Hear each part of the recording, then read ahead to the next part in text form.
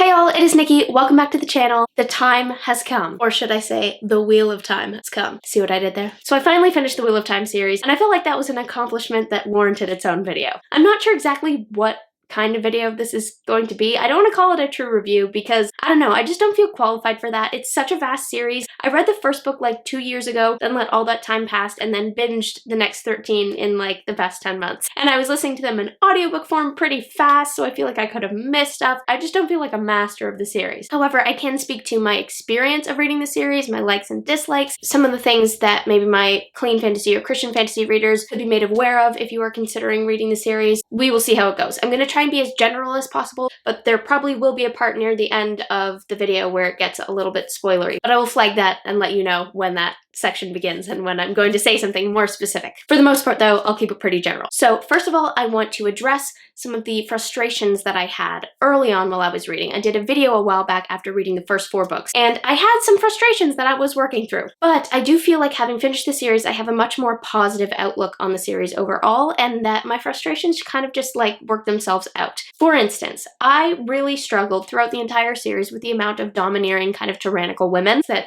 just really either bully men or bully other women, and I just really struggled with what the message was. Like, is it that like women, when they're leaders, are always tyrants, or like that men are weaker than women, or that all women are manipulative, or whatever? It was like, no matter how you slice this, I can't get behind it. I don't get this. And there were just so many characters like that, like Cadswain? I wanted to drop kick that woman through a brick wall so many times from the moment she walked on the page. But I have to say that having finished the series, I actually kind of get it more, and I can see that there was an arc that happened for a lot of those characters. Coming from a position of power where they're in a world where women are kind of like in a sort of authority position and men are not trusted to have that position, and having to grow and realize that that dynamic needs to shift and more a partnership situation can start to happen. And that really came through in some really cool and sometimes really endearing ways. I also still kind of stand by my frustration with characters, especially female characters, being introduced first in terms of how attractive they are. But one of you made a really great point in the comments of that video, which is that it is kind of just realistic, like we all do it,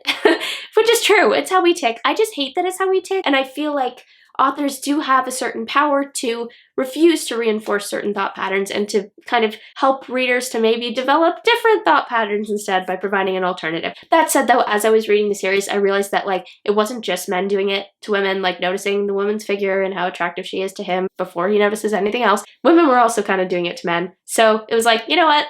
Okay, it's realistic and it's consistent, so I can deal with that. Content-wise, as a Christian reader, there were a few things that I feel the need to flag that really stood out to me and that I couldn't really get behind, especially for like my clean fantasy readers or like my Christian fantasy readers, or for readers whose entry into like the mainstream fantasy genre was, say, like The Cosmere by Brandon Sanderson. I think you might notice like a step up from those to The Wheel of Time in terms of like, I don't know, I'm gonna say adult content, like intimacy, for example, especially extramarital intimacy, happens a fair bit. Nothing explicit, like the authors are always very good at like closing the bedroom door and things like that, which I super appreciate, but the fact is that it is kind of happening. It's going on more than I was expecting when going into this series. Even just from a story perspective, I felt like in a lot of cases, it just really didn't need to happen. For example, near the middle of the series, one of the main characters has a brief kind of thing with a queen in a certain region. Those of you who know what I'm talking about, like, what even was that other than creepy? What did it do? Nothing. Like, I just felt like it had no purpose other than to like add spice. Not a fan of that. To say nothing of the fact that, and this was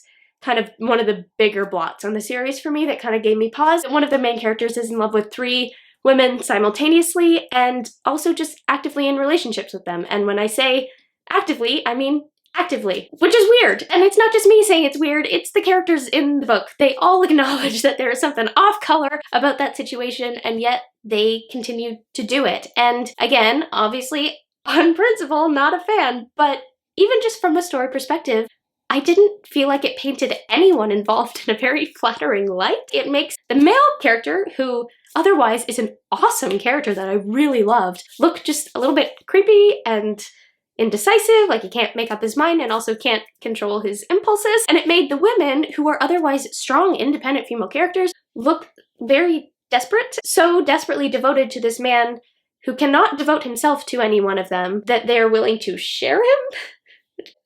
And I kept waiting for it to have like a purpose, like a point, like, oh my goodness, they're all gonna turn out to be fragments of one person that's gonna magically amalgamate into one, but you know, he's kind of just in love with 3 people, and I didn't really feel like I got a satisfying reason for that. I actually looked it up because it's like, am I missing something here? And it seemed like people were saying that they all like complimented him in different ways, or he learned something different from all of them, which is like, okay, maybe. But you don't need to be in a relationship with someone to like learn from them. He could have just had one and then been friends with the other ones. And to be fair, and I appreciated this, it wasn't that much of an issue practically throughout the series because he actually is with only one of them for most of it. So it was kind of a little bit of a moot point for like a good chunk of the series, but just odd, strange. And that like learning, complementing kind of theory just feels to me like a little bit of a flimsy way to justify a situation that by all accounts, including the accounts of the characters in the story, is a weird situation. While I don't expect a mainstream book to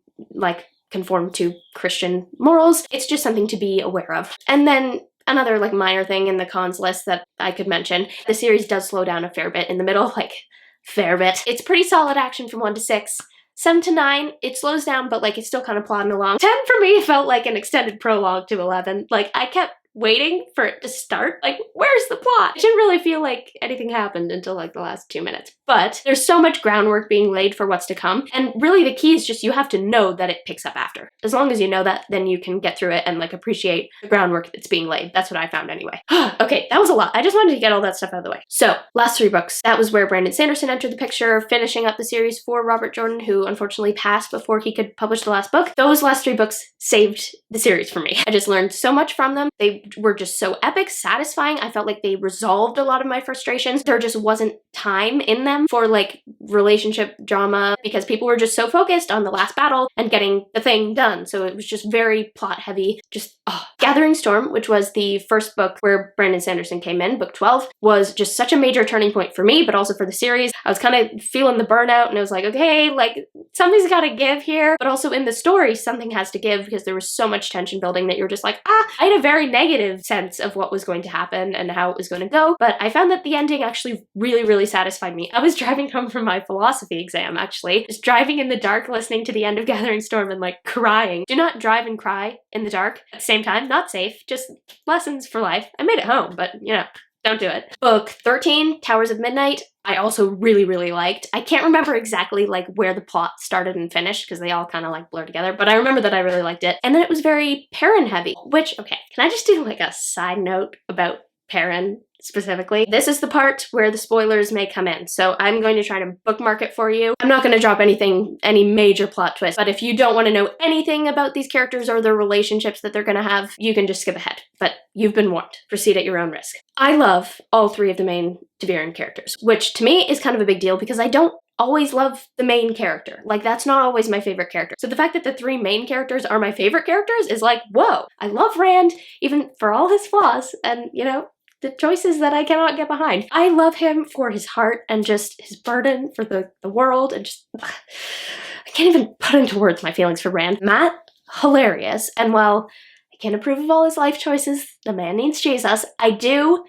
really love his journey over the course of the series, how he has a heart of gold and doesn't even know it. Plus, it was just really great to see him become a one-woman man by the end of that series. I thought that was really cool to see him grow into just a more morally sound version of himself. It was exactly what I was hoping would happen with his character. Speaking of morally sound characters, let's talk about Perrin. I just love him because he's so solid and like steadfast, and you can just depend on him to do the right thing always. And okay, I'm gonna sound like a broken record here, but you know what I really love about Perrin is that he meets the woman, he marries the woman. I can't remember if he did things a little bit out of order, but he does marry the woman fairly early on and remains faithful to the woman even when tempted. And he is tempted. They all are, but he is better than all of them at remaining faithful, not only in what he does, but in the way he thinks, checking his thinking. He's just, while I am slightly afraid of his wife, I do love their relationship and his fierce loyalty to her. I just think that's so great. I think he needed to sit down with Matt and Rand and give him some relationship advice. And plus, in a series with so many great characters, it was just really great to have him as that like just morally strong, sound character, as a reminder that like, no, that's not the standard. This is the standard, or closer to it. You don't have to throw away morally sound characters just to write a gritty novel. You can still have a very strong place for them. And I loved Perrin for that reason. He brought that to the story. Oh, that was a long diatribe. I love Perrin. Okay, finally, this is gonna go on forever. I could just talk forever, but okay. Final book, A Memory of Light. So good. So good. Just from a story perspective, I learned so many things from this book about how to wrap up a vast story like this. One of the main things that really fascinated me was the fact that it took place almost entirely in a battle context. So think like Battle of the Five Armies movie, like the third movie in the Hobbit trilogy, which was not my favorite movie because it was just all fighting. And yet this book was kind of similar, but did not feel like that. I was so engaged. It fascinated me because I tend to think of the battle as like a bullet point in the outline. Like they go here, they do this, then there's the battle, then there's the perfect ending. And this book showed me like, no, in this case, the page is the battle and all the bullet points have to happen within your battle. So you have to hit all your story beats, your ups and downs, your tries and fails, your turning points within the context of fighting. And it was so fascinating. I was watching that.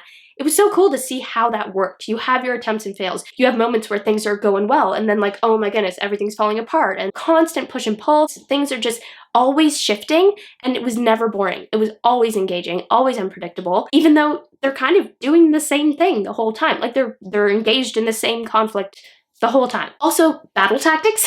I was really, really impressed by just how much was going on there. My mind doesn't process that very well, so like I can't really imagine what's going on. It reminded me of how inept I am at that and how much research I will have to do before I'm ready to write even just a basic medieval battle scene. It's like, whoa, lots of research needs to be done. And I found a really good podcast for that, but that is for another video. It was really cool to see just the ridiculous amount of threads being pulled together. Even just seeing how everybody got their kind of shining moment or their 15 minutes of fame or their comeuppance, either or. There were characters that I really didn't expect to hear from in the final installment of where it's like they're not important enough to get page time, and yet like here we are in this person's head that he's getting his moment too. And I just thought that was really cool. That really got the wheels turning for me about things that I want to make sure that I do if I ever write something more on a grand scale, not to forget the little guys. I do have to say that there were things at the end after the fact that I realized I didn't get. I feel like I was so high on like the epicness, and it really was epic. Like not many things for me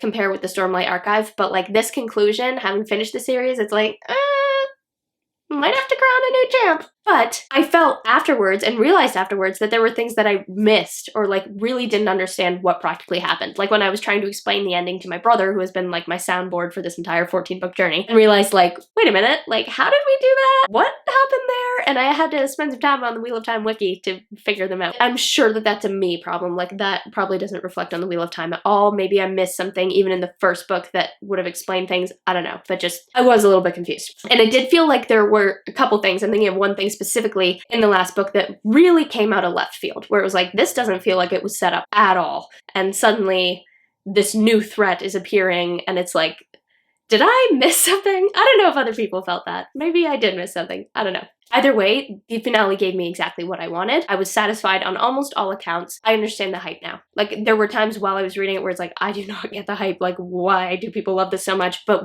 having read the ending, that just saved everything else and was like, okay, now I get it. And I understand why this is such a monument in this genre. It's almost just worth it for the study, like to study storycraft. I think that's a reason that I would read it again, now being more familiar with the story, just to see what he's doing, what is the technique behind the story. I was trying to pay attention to that already, but like, oh my gosh, there's just so much. I could go on forever, but I need to cut this off. So thank you so much for watching this video, guys. Sorry it was a long one, but it's a long series, so it kind of deserved it. And as always, do not forget to spend some time in the clouds today.